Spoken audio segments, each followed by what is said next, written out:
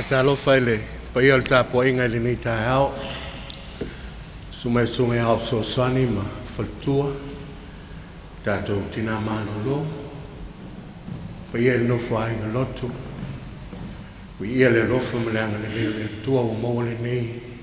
Ta ao manuia. Ile nei Aso Sa ma tato ta po inga. Le titi le nganga whaafutai le tua. Le foa mau lau tatou whelai whiwhia ma songa i le whawhengai taulangi mai Iuleni New Zealand songa ia maola Roma ma le FAATUA ia moli ia moale nei avanoa tatou tapua iai whaafutai le tua i lana whasoa i soi fua ma le malosi ua e o manuia ai whaiva ia wale kālisia ma lana fontele ia newa tatou wheiloai le nei tae au le lofa ma le anga le leo le tua whawhitai sumai.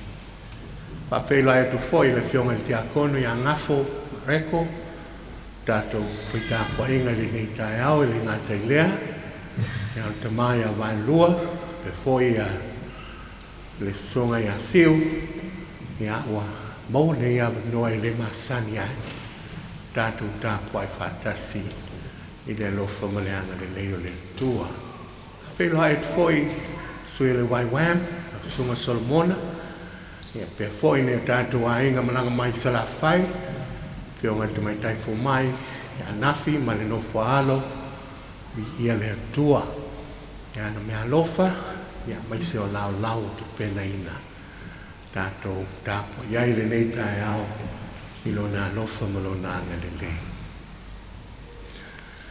Whawhiloai foi le tāpua inga sunga i toina ma FAATUA lau whionga teitei whono le kālisia wao le Aso Sa le kālisia keu samso whatasi Samoa lau songa tālo sanga i kila ma le FAATUA i aneta ma le kālisia i siutu ma no le soi fua manuia li ia le tua wao ia mai le nei tae au ia whape foi i so se fata Faitau langa ma ngā ruenga le tala leile nei Aso Sa whawhelo i atu i swafa manu malo le tātou o li whao. Yo maia, le tātou tāpua i le tua.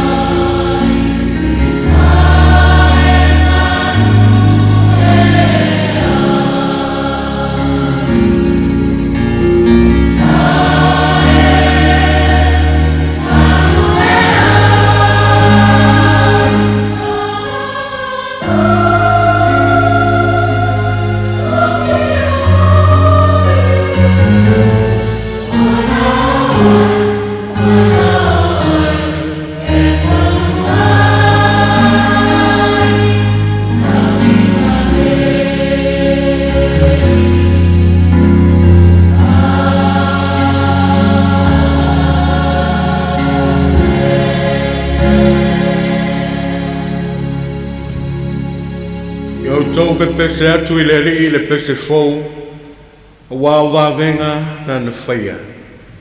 O lona au tau matau, o lona lava au pa ia, o ia whaia i le o le tanga. Talo mo le nganga pa ia tātou wifo ma te talo i le atua. Le atua siri siri e se, Le tua le mata ngō fie. Mātou whanau na wantu le ali le nei tai au. Fia mai ala lo wanganga pa ia tau tō lua lo mātou vai whale nganga. Mātou vivi atu I lau o fio I le tonu ma le ato o toa e te tau ai. Mātou wala au le swafo Yesu lo mātou wali ma le whaola. Amen.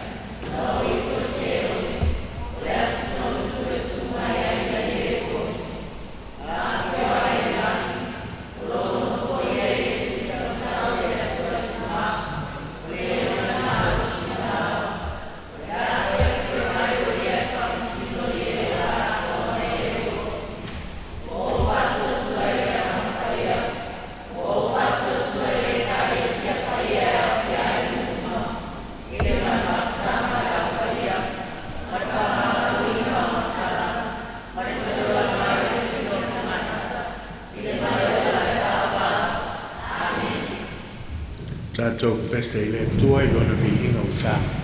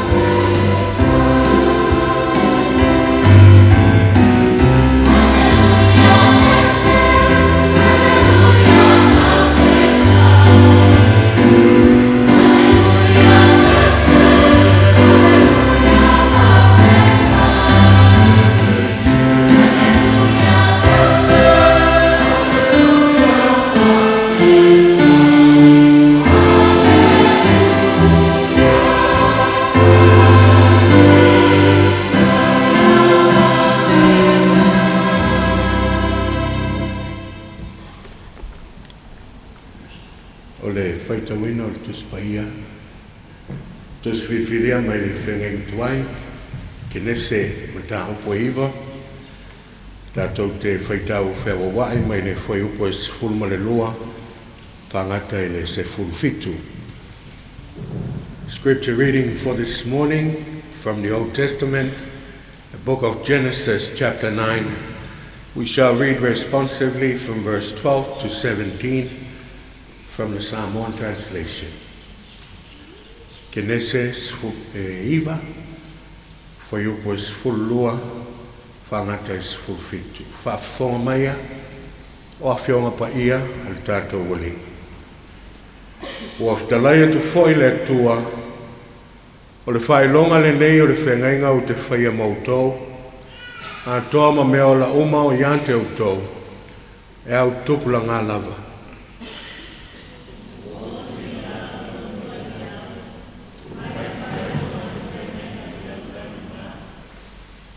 A o wha manu ina ifo le lalolangi i se ao, mo wailoa le nua i le ao.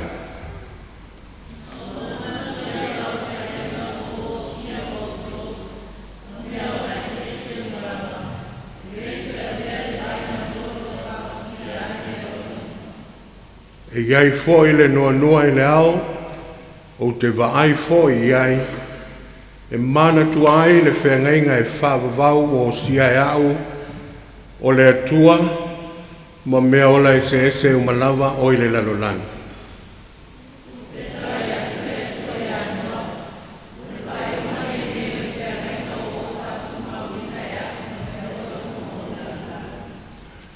Tusi whiwhiria mai le whengainga fōu, o le tusi a Paulo i a Tito, ma tā opu mua, tātou te Faitau whea wai, ma le whea mua e whangata ele, whea upu e lima.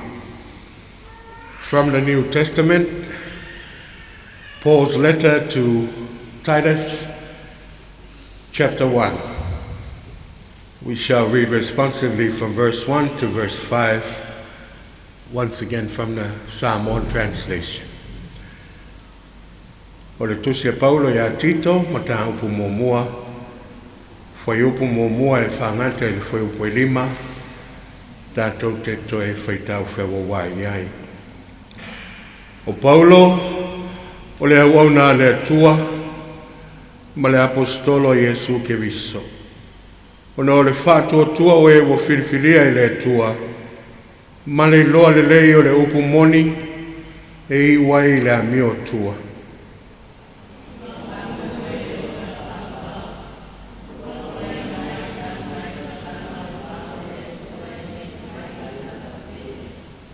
A ua whaalia mai lana lava a whionga i ona po e te tauai le tāla inga, ua tuina mai i a tea, e tusa ma le polo inga le atua lo tātou whaola.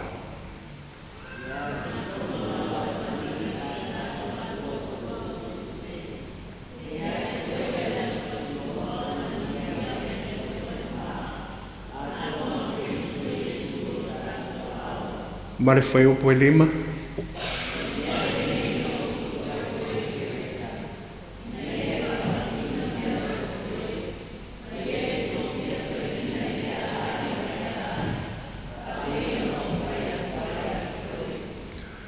whamanuia mai le tua, tātou whaitau mu whanongolongo, i ana whionga pa ia. Tu maulona vi inga nei o le whaavavau lava. Amen. O tātou tau langa i le tua, o whoinatu vatasi ma o tātou tangata, e whao ngā ina i lana tala le nei, i so se ala e whina ngalo i ailu tātou uri.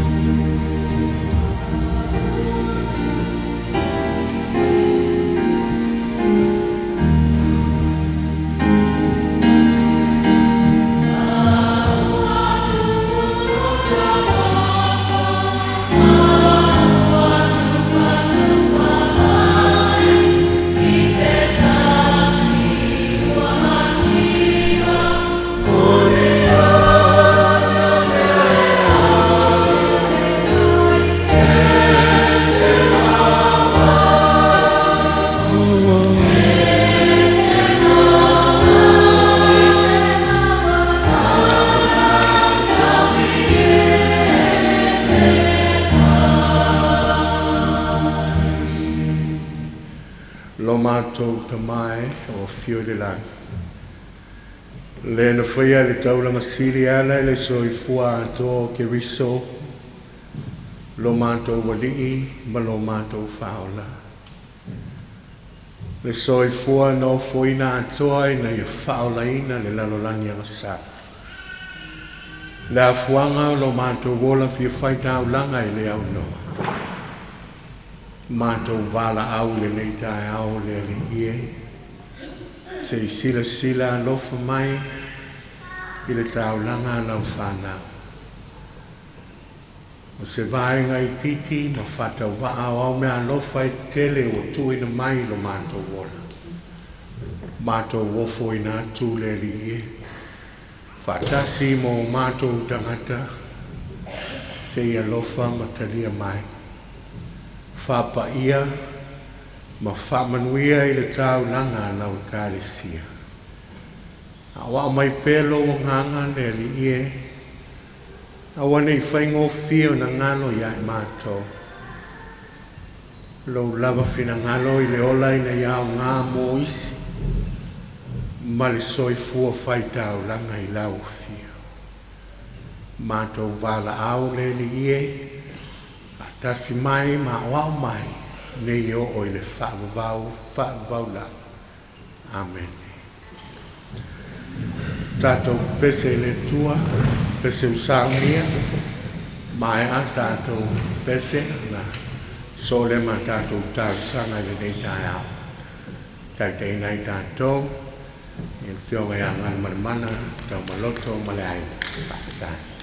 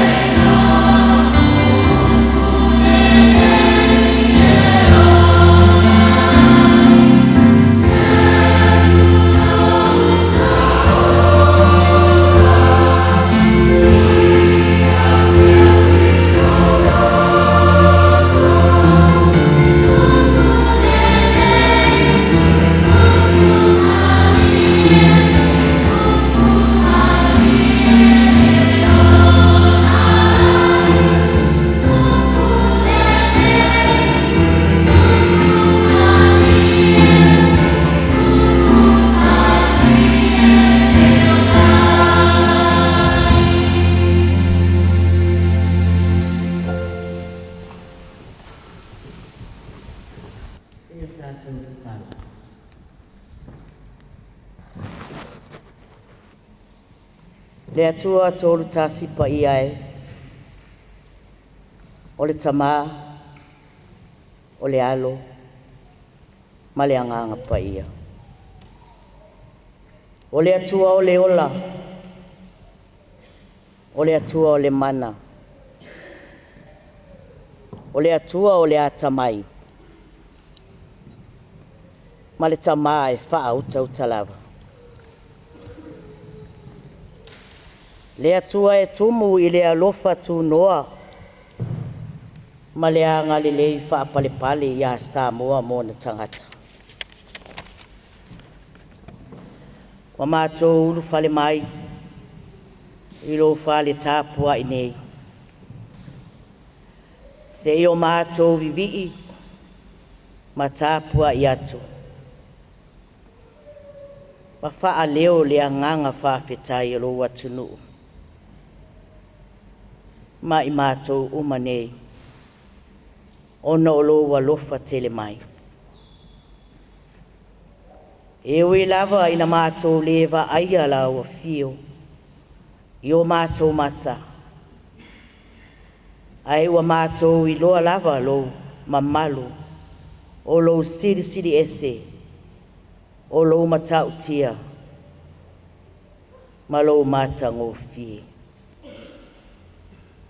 A wā ua i loa mea uma o le fuafuanga na e whaia i loa tamai. Na e whaia i lo mana. Na e whaia i lo whaautauta. O lea mātou te whaafetai ai o e tama. O na ua e taitai na mai le soifua ma le ola o lau e kale sia i le nei tae au. Le tae au o lo sapati. Whaafetai tama. Mo ne ia wanoa. Wa avea ilo nei whaatau waa. E wha leo ina atua mātou tālu sanga i la wafio. Whaafetai tama o lo manuia Samoa. Whapea le nei e kālesia. I le susunga i le tama Faitau ma le Faitau. Susunga ia o Aso Sa ma Faitau. Sio mātou tina malolo. Tia kono. Tama matina mātutua. O woa si mai sio mātou nei au LOTU. Ai mai se o nai whanau. E oi lava ina tele whawhita uli. Malu i tau o lo whetai ia e mai mātou. Ai langona pea lo wanganga fisoasoani. O lo toi ma au wai o mātou wha moe nga uma. Whaafetai le soifua ngā lulue o lau whanau. Tangata loto lau e kālesia. Ua ofoina le malosi. Le poto. Ma le tamau ainga. Awa le atina e o lo malo i le lalo langinei. O mātou whaafetai tama ono o lo tamau ainga whaasoa mai. Wa whaasafua i lo mātou ola. Ele ngata i le tino. Ai ua whaapia fo i lo mātou ola whaaleanganga. Whaafetai tama i lau Tusi pa ia. Mātou te Faitau. Mātou te whaalongolongo. Ma mawhau. Ma sa ili ai upu tau i lau fio. Ia avea masulu o mātou vai. Ma le malama i o mātou wala. E whaatonu fola wai lo mātou wola FAATUATUA. Ina ia mani no ai pea lo fina ngalo. Awa lo mātou wola tau mawhai mo la wafio. Whaafetai le anganga pa ia. Ua whai ma fisoasoani o mātou wolanga Titus atasi. Nā te au maia le mauti noa e so se mea mātou te whaia. ma whaamawhanawhana i o mātou loto i taimi. E tau au ina maua ai mātou i le matapoto o le fili, ma ana whaoso songa. Siri la mātou whaafetai. Ono Iesu Keriso, lo mātou whaola, o le na Sauniga le whaola tanga, e ala i lona soifua Ato Atua, na tuuina mai a wali, tongi o la ino i mātou le whanau. Ia i lawa fio pea le vi inga, ma le whaafetai e le au noa, nei se ia o i le whaavavau. Le atua mi o tonua, e tonu masao au whaamasinonga. Awa e ati lau sira whangapa ia i o mātou loto, mā nganga. E le ai se mea mātou te whaia, e lilo i lau sira whanga. O lea mātou te tau tino atu ai o luma, ma le loto mā siasi. O i mātou lava o ni tangata anga sala. Ia e alofa ma whaamangalo mai, la mātou i whonga nei. Whaamangalo mai tamai lo mātou vātapu ia malawa fio. Wa mātou fia e tau tau lawa fio ma whaailo atu, o mātou o tangata kerisiano. Ai wale atangia fōli ngā lofa o lawa fio ia i mātou. Ia mātou a mio, ma le whaatino ina o lo mātou o la wala awina. Whaamangalo lo mātou le whaamaoni o mātou tofi. Mati ute, wa e bala awina ai mātou. Wa tuina nau o mātou loto i mea o le lalo langi nei. Wa avea lea, ma mea ua punitia ai la mātou wa ai la wanuton. Wa le tusa lo walofa mai. Masi o mātou i loa pū mo, ina ua whaavae o mātou langona, ia i mātou lava. Alofa tama, whaamangalo mai lau whanau. Avea le toto tāua o lo walopele o Iesu Keriso, lo mātou whaola, e sausau wina ai o mātou loto elelea, ma le pala. Ina ia whaamamai na ai o mātou leanga uma, ia whai lea matai ala, mātou te iloa ai o na salamo ma le whaamaoni, i o luma le atua. Ala mātou whaatu e senga lea i o luma lo mātou tamā. Le atua alo whai. Le atua e o le mālosi. Le poto ma le manuia o malava. O lawa fio e tali o mātou manao. I mea le lei uma. Ina ia mātou wola ma manuia ai. Whamanuia isi o mātou atu nuku o Samoa malana whainga mālo. Yona taitai whale mālo, ma taitai whale kālesia. Matangata nuku uma. Ia maua pea le nofo whea alofani. E tusa malau polo inga sili. O le alofa lea. Ia mau pea le tō vai. Ma le tō wha fe tu nai. Ina ia maua e Samoa le nofo filemu, ma le fia. Alofangia e o lo whaata otolia i whale mai, ma tutonu o a inga. Tamā, ia iai lau whaamalolonga ia te ilatou. Ta talo fo i mo e o whaanoa noa, ono o lau wala aupa ia whaamawhana lau fio. Manatu Autu o lo saisaitia i whale pui, ona o soli ngā tula whono. Ta talo pea ia iai se aso, e toe fuata ina ai, ma toe wheliwa iai le o langa e foi atu i o a ao mā whana. Ta talo foi mo nai mātua tausi, ta mā matina, ua pula la ngoto le soifua. Ia o atu i ai lo wanga lele.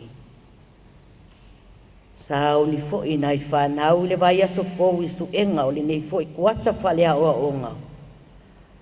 Ta mā whesoa soani, ma wha manuia ia te ilato. Ta ma whanau o lo atunu o lo ngā lulu e atunu I whafo. Papia fo I a oa onga. Ia tuli loa ina pea e la ua fio lo lato wola. Ia tau mamao mai le fili mahana wha o so songa. Alo fangia le taitai le nei e kalisia. E susunga I le toe ina ia talo sanga I tila ma le faletua ia haneta. Whaapea le e kalisia si utu. Whaamanuia la ua fio. Whaamanuia fo I si o mātou e kalisia nei UCCS Urban Ministry. Le susunga I le whaifea au ma le faletua. A fionga ia o Aso Soani ma faletua. Tina malolo, ti akono. Tina tama matutua se ia o whanau ma pepe. Whaamanuia le nei ala ata, TV 5, le ali pule, ma le au whai ngā luenga. Le lātou fo I pito la au, o lo tautu ai ma whaalau tele lo fina ngalo. Ma momoli le fi au le tala le leia Yesu Keriso, ma lona whaao le tanga. Le atu ai, o la mātou te talo lena. Whai a pea lo fina ngalo, ai au o so mātou loto Faitau anau. Ono Yesu wala atu ai la mātou te talo. Amene. Amen.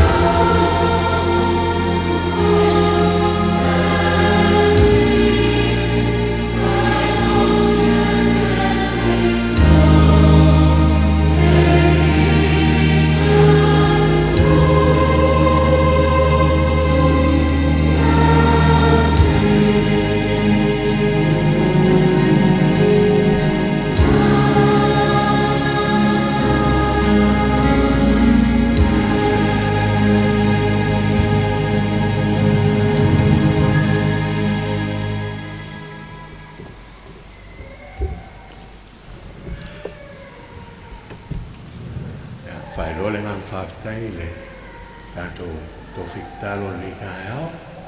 Kina e ngan malmana tau maloto, whai musui alo na ainga, ia whape foio na whaneoina le ngang whaafitai o tātou kālesia, ili tāpena ino tātou whalitāpua. Whaafitai Faitau langa, whamanuia le tua. Le avanoa le nei mo le whanau, ia alo tō sao, I tātou tāpua inga. Sauniga I tātou mo le whātinonga, I Kids Fellowship I le nei tai au. Andala mātou, pa ia makamano tātou I kālesia,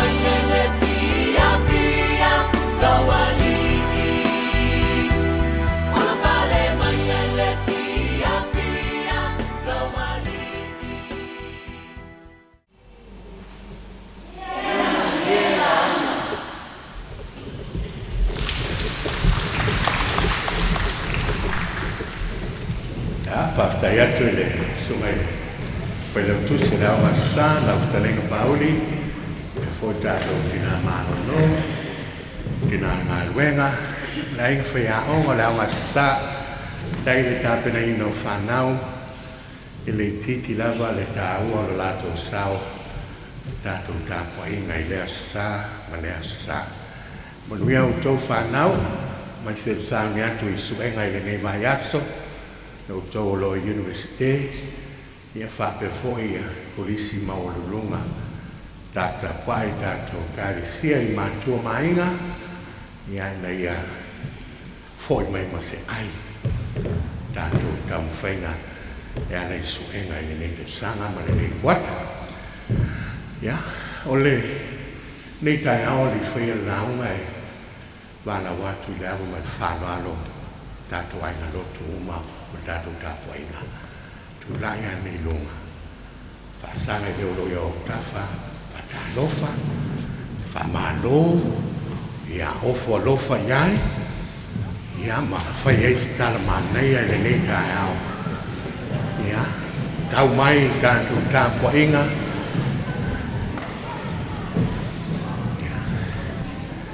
le nei tai au. Tātou e o mai lava ma whauu I le sia sa ia la le lano whawhetai. Ia e au ngā, lo whasanga ane au tawha, lo ririu ane tua, ia bawai I loa I fōringa o ke riso. Le nei tai au, tau mai o tātou kānesia. O le launga I le soafa mamalu le toa le tamaa le alo ma le nganga sa. Amene. Maua le matua le launga I vaenga o le whaiopo e lima o le Tusi a Paulo ia Tito ma ta aupo mua e peo na Faitauina. O le auto e Faitauina mo tātou.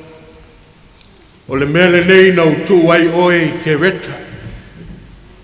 Ina ia e whātonuina mea o te toe. Main text for our sermon this morning is part of Titus chapter 1 verse 5 and it reads, "The reason I left you in Crete was that you might put in order what was left unfinished." Manatu Autu o le nei Aso Sa. Tusai man whasinoga le tusi Faitau aso le kāresia. Titus, a loyal child in the faith. Tito, o se TAMAITITI TUMAU I le FAATUATUA. Tau Faitau le Manatu Autu ma le tusi Faitau. Ua tau sa ili pe whawhewna maua le whaau mo tātou. Au whamanatu. Ne vaenga o le tusi ua whaima o tātou matua. O le mele nei na o tū ai oi ke reta. Upo Paulo I lona talii o Tito. This is the reason I left you in Crete.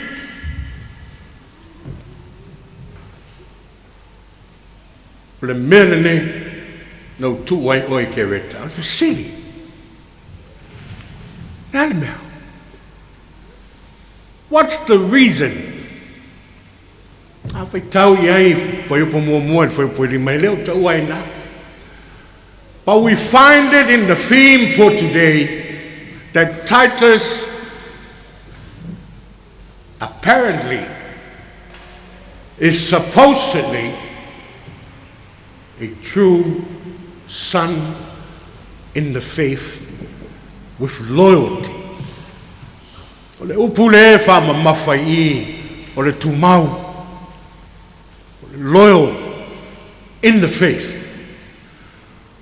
Tātou uma e tofua tangata ma mea e loyal iai. We're all loyal to something. Tātou te loyal e tātou ngā ruenga. E lala mai le fionga I ngaftasi a fui mono.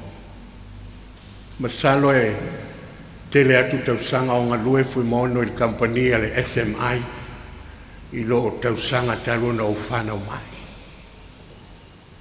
Mele tau le loyalty. Por tutu mau. I voi tangata e loyo ya lanto au taalo. Mai tawina ya tunu mamau. Au na fasolo mo likio, soka, rugby league ole a foine. Ole Super Bowl foine America. Ole Super 15 ne ta alo ai New Zealand. Ti loa tangata e loyo li lana au. A mata lol season. Tui titi aso uma e ofu ai lona ofu o lana au. E ofu ia tātou. E o tau le tui ofu ale ofu man Samoa wa tele ana le malo. Iei foi tangata o tātou e loyo. I o lātou desires ma o lātou habits. Tangata tau maftapa. Whateitei. I le mo whai o nei ave sea le loyalty. Tangata i.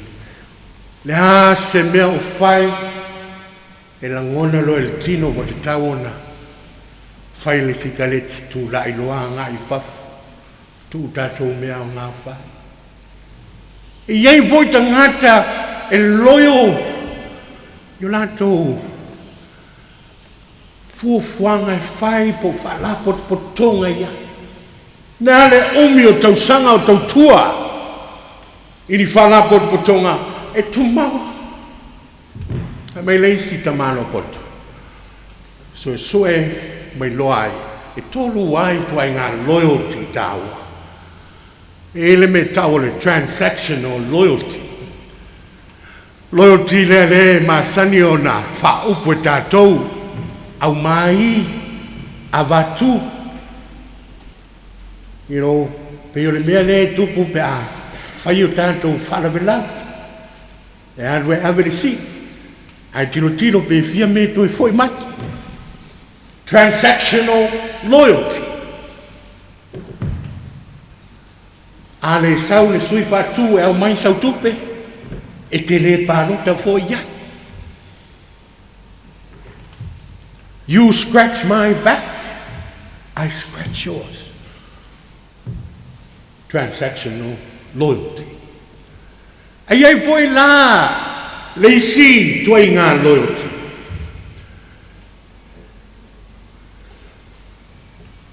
E tau le emotional loyalty. Lea e māsani o na langona iaso e tu whakasiai uru ngāri fau. Tau tino ma tau tō o te tausi a te oe ma le whamau. Se i o mai le oti. Mau oa po le motiva. Mai po le mano roina. O whea e hanga iai le o langa o te whamaoni mo tausi. Emotional loyalty. Le vāna nofo ai o ainga Samoa ma le motiva sanga. Pe iei se mea pe le ai. Nei se isi me silo le tāua le vai atu o lai o mai. Ti lama le values, loyalty. O i e te lango ma e TUMAU lau support i le tangata. Po institution e align to values. Po mea tau te whataua e launga te sia. Whateita inga. Ta milo ia vaenga whaupu whai. E whalau i loa a lato manifesto. Ma mea e manatu e tāua ia lato. E atangia le loyalty ma le support i values of political parties. By the number of people that voted them. I loa i e langolangoina. The alignment of values. Whaiele tamano fuileo Mel Gibson. Le ata ti whanga o le passion of Christ. Te whanga wā. Le aise whai ata ti whanga na langolangoina. Te umale to tele fe mai, it's against our values. We don't want to support a film that talks about a man that died 2,000 years ago in 2 languages that nobody speaks anymore. Ngana ia le na tau fai mau Gibson e fauoleta. Ai masisia. Fiu stoine si tamai so e peini financial supporters e o mai e lango le fai ngoleta o tauta. The values were different. Ese mea e whakau e o lato whinangalo, and the loyalty was not there. The support was not there. Anwa leo stoi no Mel Gibson whaanula na $2 miliona e whawai lata. Pu e lata. Te loa maimoa iai to a telo tato. $2 miliona le tupe al tamalen tango. Stongi o mai mea o mai whawai lata. Uma na to e whaaru leisi $5 miliona. E market ma distribute ai le hata lea I whalekifanga la. O tala no moa. 2 weeks into the launch, ele iai se ata ti whanga mua na tutusa mai ata. Gross revenue, whai mea mai lunga $4 miliona. Oka stele. Lei mawhaia, ele le ai o te support, ma le ai o te loyalty, o na tau fia le wha moe. Lea na tau mawhaia ai, le nei whai ata ti whanga o Mel Gibson. And the end product of when you put your faith into something that would glorify God. Le lana ba ai Mel Gibson. Sa wa tiai mai lano le fasu $5 miliona. The most highly grossed in terms of revenue. Iata ti whanga mana whai. Mai unei tā. A lua vai asa taruai. Maua mai e leisi tala fō. O fō ai ele to ino. El tamalo Elon Musk, the richest man in the world, donated $1 billion to Mel Gibson and Mark Wahlberg. It's set up by the first unwoke movie studio in the world. Oh, God. Sawa mai le leo sisi e lango ina. Ile lango to atasi ele. El tamalo sirio na tele, el tamao ainga lala. Loyalty to the cause, loyalty to your values will bring rewards. Nela tau wawa ai atu whapea. Piao I le ta oto ai le feau le aso le nei. Piao le mafuanga le fai mai ai Paulo ya Tito. Tito o le mea le nei na o tu ai oi ke weta. O lea, you're loyal to the faith. E te TUMAU I le FAATUATUA. Ala no tu ai ke weta. O ke weta o le motu pito I te lele o atu motu e fia o le nu o Eleni po Greece. O le motu lea e iei le talitonunga o tangata Eleni o ina whanau ai le lantou o tua voi le e whamatala I a lantou myths o le toina o sus. E lo lantou talitonunga o le motu lea sa iei le oldest civilization in European history I lalo o I tuainga tangata e tau o minoa. Le motu lea e tumu I lea tamai ma filosofia o lo iai Universite de Tele o Eleni. A o le tele o lea tamai ma tangata o iai. O le tele foi leo o le mese tupu mai I do tonu o Kieweta. O tangata Kieweta pea toi Faitau le Tusi o ngā ruenga I le aso Pentekoso. Pe ono tātou mawhauwhau iai le nā sāu tuna iai. Sa iai fwoi tangata Kieweta I le whaapotonga o tangata le sai lunga I le upper room po le awhiawhia o pito lunga. O mai ai isi ia ma no nofo I ke weta ma whau whaatasi le kalesia ke wito. Ma whawhita uli o toa tele ai fo I ma tangata e au mai ma le tal se. Tele la tamai, tele foi ma le fia tamai. Ma fu angana lea. Le lai fai mai ai Paulo ia Tito. Tito e le soona tu ina oi ke weta. I left you in Crete for a reason. No va aina lea tātou ia ke weta. We look at Crete ma le tala le nei a Tito as if Crete is a setback. Pei se I ke weta o se whawhitauli a wae whesiringia. Mena le hanwai pia Paulo ma ave ia Tito ai tu ea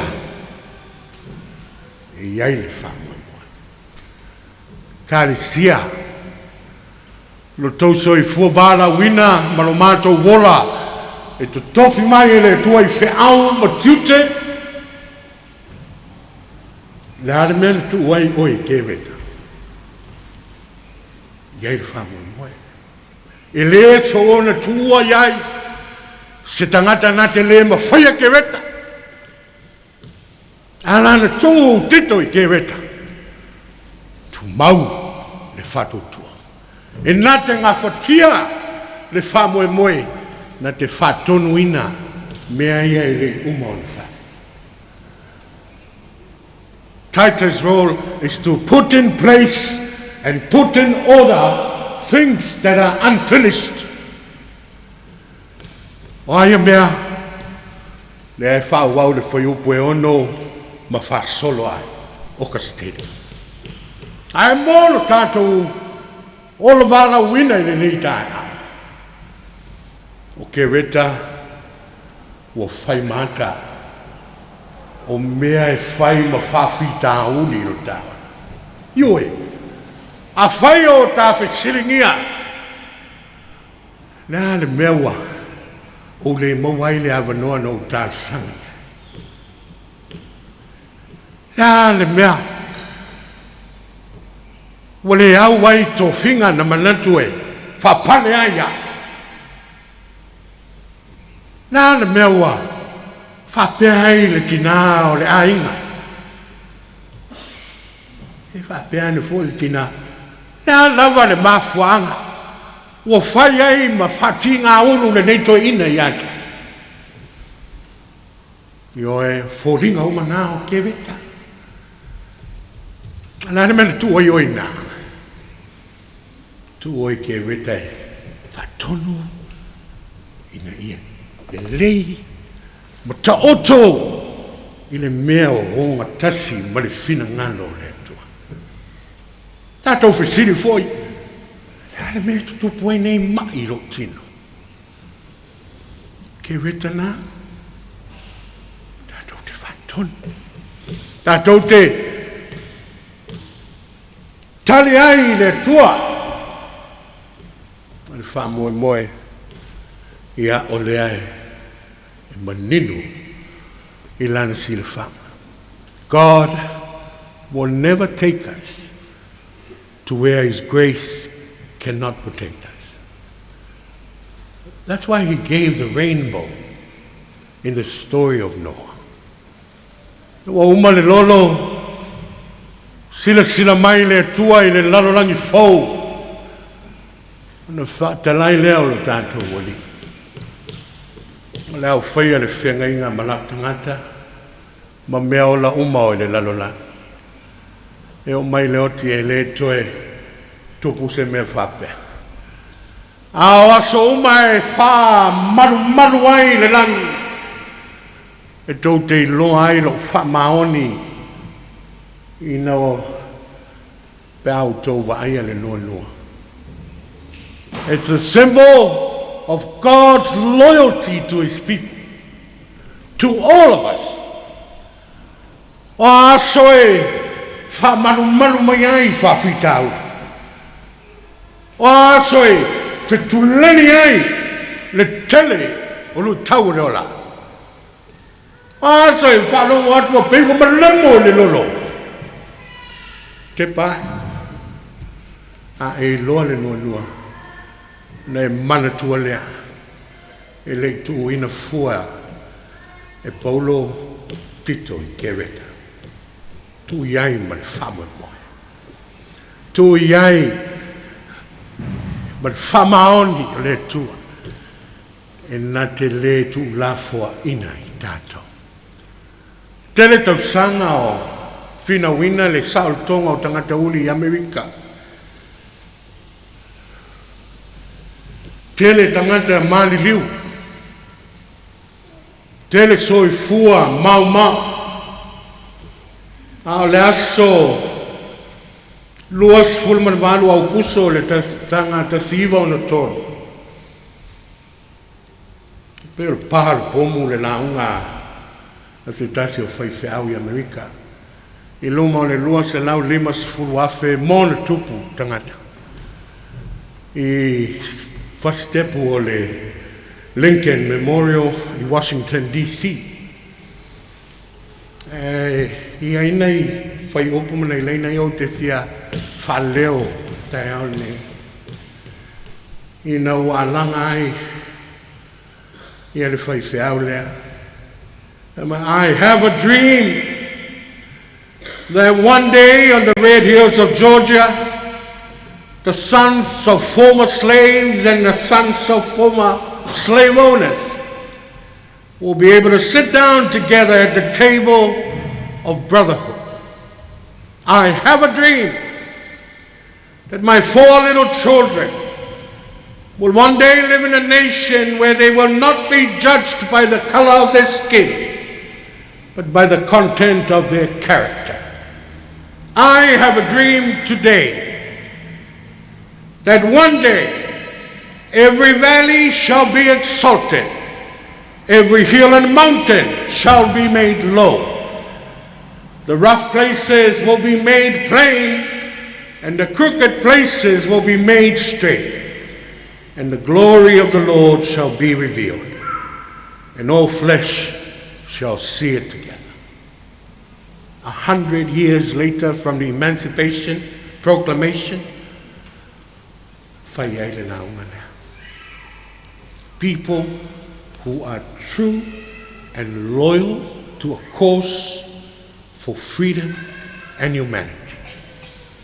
LOTU soifo valawina, malomato vola fatauva. Ele so ona tuina i tātou i kereta. Tuina iai ele tua, ma le whamoe moe. I avelo soifua mlo wola, e whai manua nua o le whamoe moe. May you all become a rainbow and a beam and beacon of hope to everyone who's seeking help in their journey of faith. Leana feel mai kiwis. Feel mai kiwis o Tito e whamanatu i tangata. O a whawhitauli ma me tupu leo. Lo soifo pelele. O ai e whaatuatua ma tali tonu i ante i e leo. O pele ola e whawava. Amen. Tātou pese i le tua.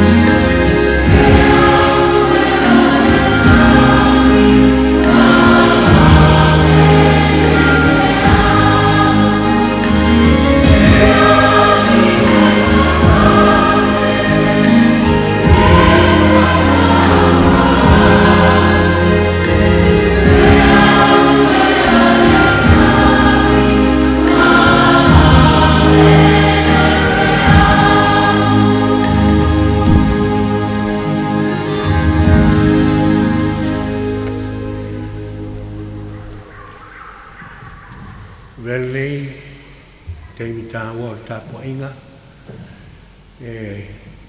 watu ai whamafa le whananga tātou kāle sia i le whaltua o le toina i a kuini i Israelu ma le awhine i a sina pēr le kāle sia i manukau malu le pulenga i ono le vala awa le tua i le sunga i le toina i a kopo i Israelu ua whamana vaina na whiau. Tau tātou tālo matu i le tua, na ia whai alona whina ngalo, a whawina le malosi, pitai o tātou manatu, e leo le whina ngalo leo le tātou wali. Tātou manatua le whalitua, mani a whine, mani kālisia, ia i tātou tāsana. Mawal mawhanwhana o le tua, tātou te mautinoa, ua loana iona ao le soifua lana o auna. Tāli whanauia. While mō manuia lau whio le tua, lofa sisilese, Jesu ke viso lo mātou ling man whau. Mautanga le motusia, manu lava nganga, ma futa inai mātou, ma lau whanau i le lalo langi ato. Nei o i le whaavau la. Amen.